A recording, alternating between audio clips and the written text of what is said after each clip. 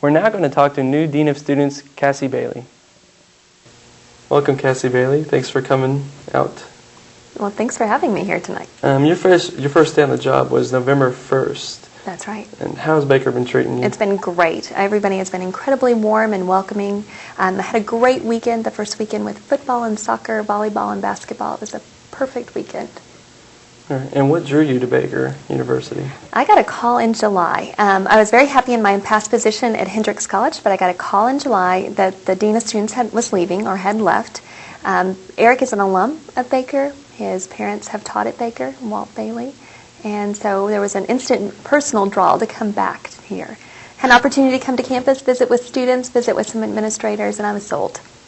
And what previous job experience have you had prior to working here at Baker? This is my 17th year in student affairs, and in those positions I've been at Baldwin Wallace College, which is a small private liberal arts college affiliated with the Methodist Church in Cleveland, Ohio. And there I did all kinds of things through student affairs, whether it be Res Life, student activities, Greek life, and I ended there as a Dean of Students. Went to Hendrix College, also small private liberal arts and affiliated with the Methodist Church, where I was the Dean of Students for 2 years.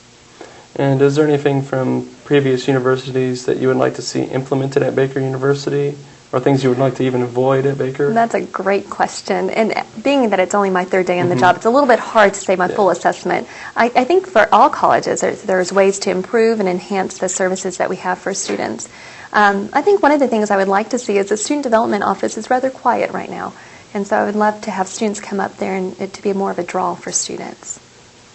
And do you know if there's any plans to hire a new coordinator for Greek life here at Baker? That's an excellent question. We have a couple positions we need to fill. One would be the administrative assistant position, which the ad just went out for, and today alone I got 30 applications, so I'm very hopeful for that one. The second one is to reevaluate the position of Greek life and what is the best needs for the community.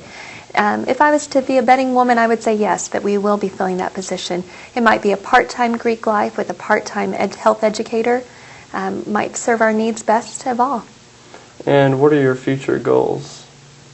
Wow, at Baker University. Well, again, just being on the third day, I'm going to need to do some assessment. I'd like to evaluate residence life, some of the policies and procedures. The party policy I know is of question to students. To do an evaluation of the environment of Baker. Where does Baker want to go? What kind of students are we looking at, and how are the best ways for us to meet those needs of those students? And I also understand that this is not your first time on television. Yes, yeah. No, my first time on television, I was in kindergarten. I was able to sing some John Denver songs, none tonight, though. I'm out of practice. Don't want to infringe on any copyrights. Exactly. And, is there anything else that you'd like to add? Well, just that I look forward to getting to know the students here. So far, everybody has been wonderful. Next week, I will be having what I'm calling Dates with the Dean, and let me quickly explain what that is. Every day will be a different kind of theme, and I'm hoping students will drop by. So there will be donuts with the Dean, Doritos with the Dean, desserts with the Dean, dining with the Dean, and then on Friday, all day is open on my calendar for students to stop by and visit. And those will be at various locations around campus, hopefully to get students in at various times. And so if nothing else, I hope that students will stop by and say hello, let me see their face, and talk to them a little bit. And I know it's only been a few days on the job, but have you received any feedback from students so far? No. Not yet? No. As I said, everyone's been really, really nice. Yeah. I think everyone's a little timid. They're trying to figure out who this new person is as well. And would you like to add anything else? I think that's it. Thanks so much for the opportunity to speak. And I'm glad to come back at any time. Well, thank you for coming. Sure. Thank you. We're going to take a quick commercial break, but stay with us.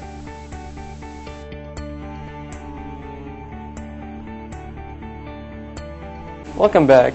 I'm going to speak with Daniel Waddle, the superintendent of the Living and Learning Construction Center.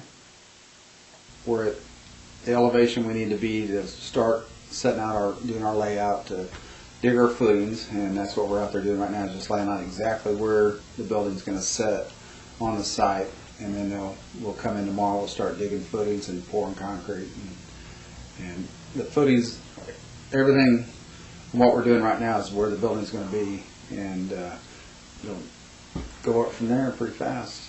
It's all overlapping from here out, and the framers, electricians, the plumbers, the mechanical contractors, the IT people, everybody will be in and out, overlapping schedules. But like it says, we'll hit those milestones where we're ready for sheetrock on 1, ready for sheetrock on 2, 3, up through the building, and then the painters will come in and right behind us. Literally, it'll all come together at once toward the end, because I mean, there's things on the outside you can't do until, you know, the very last, until you got a lot of equipment out there. You got sidewalks and grading and retaining walls and everything on the outside, but at the same time on the inside we'll be, you know, finishing up with the painters, doing touch-up, punch lists. They'll start bringing furniture in and things like that. So it'll all at the very end, just all at once, all come together. The logistics on this job are tough. It's 13 feet off the street, and you know, we have a house on this side and 7th Street on that side. It's just so tight logistically to get materials in and out of here. And I mean, there'll be a lot of people here, a lot of equipment, and when the bricklayers are here, there'll be scaffold up around the building, 3 stories. I mean, it'll be a nightmare. We'll have to actually temporarily shut Dearborn down, off and on, and we're just a lot of logistical problems here. Nowhere to set materials. I mean, we got this little bitty parking lot, and then we'll probably be putting some things when the sewer lines and all that come. We're probably going to put them up on 7th Street, and we even had to put topsoil on the other side of 7th Street for later at the end of the job to grade everything out with, and so we're going to have things scattered over the 3-block area pretty much.